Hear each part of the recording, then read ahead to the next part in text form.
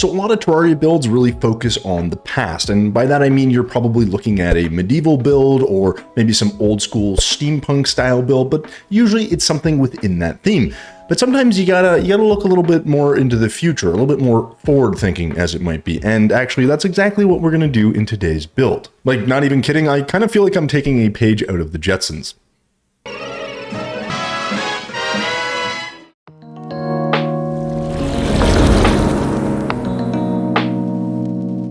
Hey Terraria fans, welcome back to another speed build video. Guys, in this one I'm going to be making, or at least attempting to make, a home that is a little bit more futuristic and inspired slightly by the Jetsons, also by, I think, an image that someone had shared in the Discord. Can't really remember what it was, but in any case, a lot of little interesting details and, I guess, design elements in this build.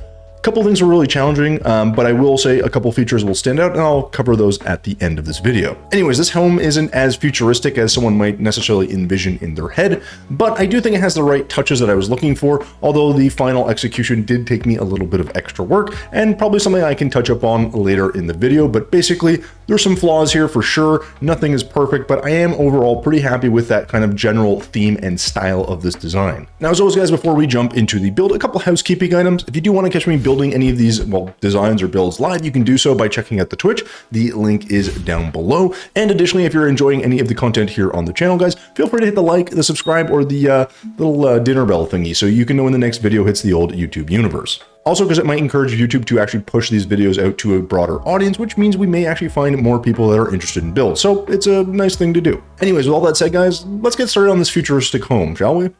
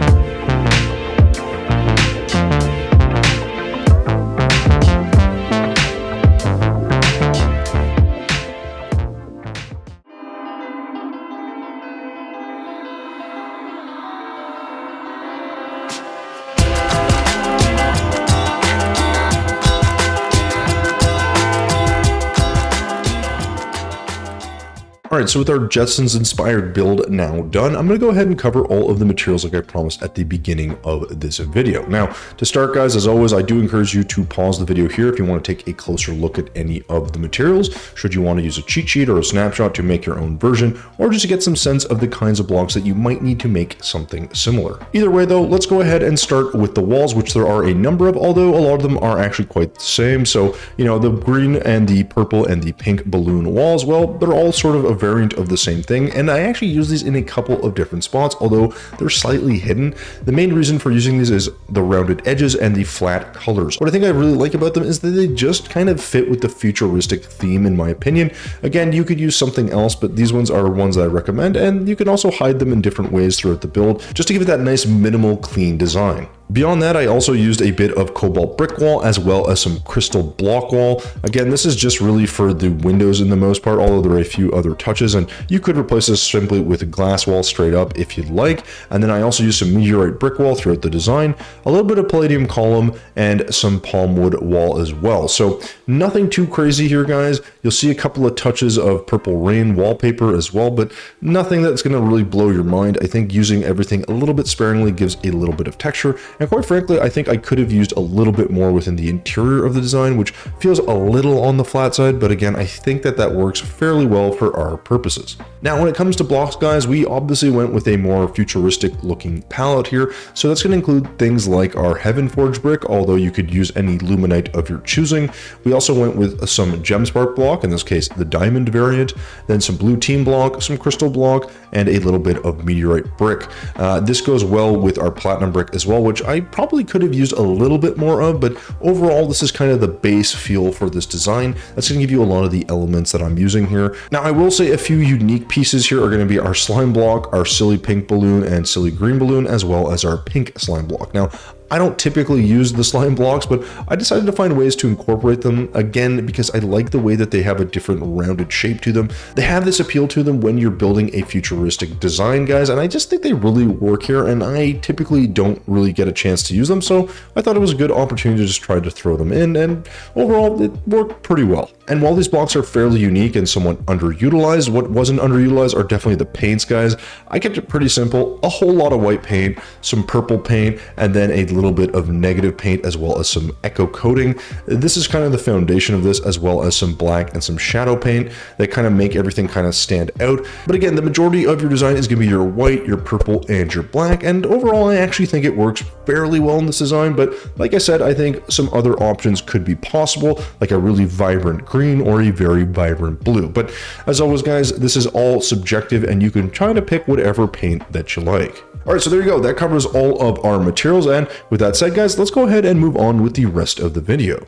All right, so there you go, guys. There is our futuristic home done. Now, I know it's not quite Jetsons, like it's not like floating in the air or anything, but it has these kind of really clean lines and elements and roundedness that I really think make this kind of, I guess, remind me a little bit of that show in some ways. Not to say I couldn't have added a few additional futuristic elements, like, I don't know, like a floating car perhaps. But that said, there is some good and some bad in this build. I think the bad is that that roof really took me a long time and it still doesn't look great. The smaller roof on the left side of the build is actually pretty solid in the sense that it's just a little bit of a different design, has a little bit of roundedness, and has enough texturing that I think it works. The top roof, maybe not so much. I was trying to go for this kind of, I guess, like spaced out.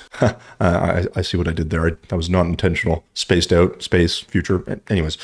That roof was meant to be something that felt a little bit more of a different design and kind of have some gaps between the shingles and I guess the roof sections. Just didn't quite really work out the way I wanted, and having that extra little pointy bit at the end maybe wasn't necessary. I don't know. When it comes to the good guys, my favorite part is definitely on the first floor or the ground floor. The door and entrance I think is really just funky and interesting and does feel futuristic, almost like retro futuristic.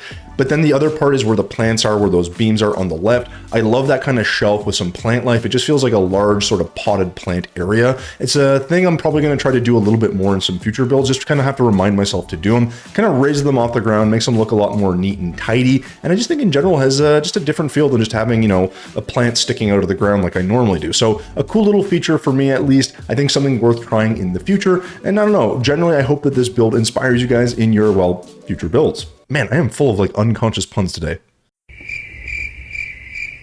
But as always, guys, that's just my opinion on the matter. So of course, let me know what you guys think in the comments down below. What did you like? What would you change? Or maybe how I could make my roof not suck so much? I don't know, I'm open to suggestions. And additionally, if there's any builds that come to mind that you'd like to see me make in the future, guys, do let me know because I will always be willing to take a shot at them. So you never know, I might build exactly what you asked for. And yeah, that's pretty much it, guys. So thank you so much for watching until the end of this video. As always, thumbs if you liked it, subs if you loved it. We will see you in the next one.